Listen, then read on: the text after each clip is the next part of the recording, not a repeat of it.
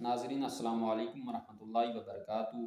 मैं हुसनैन हैदर। आज हम आपकी खिदमत में एक नया शरई मसला बयान करेंगे कि आया ऐबदार जानवर की कुर्बानी करना जायज़ है या नहीं।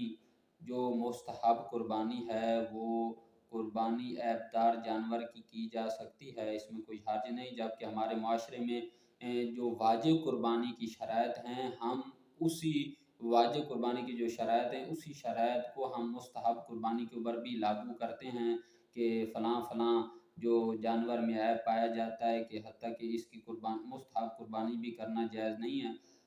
दर हालांकि ऐसा नहीं है। ऐबदार जानवर की कुर्बानी करना शरीयत में मुस्तहब कुर्बानी करना जायज़ है, इसमें कोई इश्काल नहीं। लेकिन अफजल और अहवत और बेहतर ये है कि जो आप जानवर खुदा की राह में पेश कर रहे हैं, यानी जो आपकी कुर्बानी मुस्तहब है और खुदा की राह में मुस्तहब कुर्बानी कर रहे हैं और ये जानवर खुदा की राह में ज़िबा कर रहे हैं, तो आहवत ये है कि वो जो जानवर है वो मोटा भी हो, ताज़ा भी हो, उसमें कोई ऐब ना हो।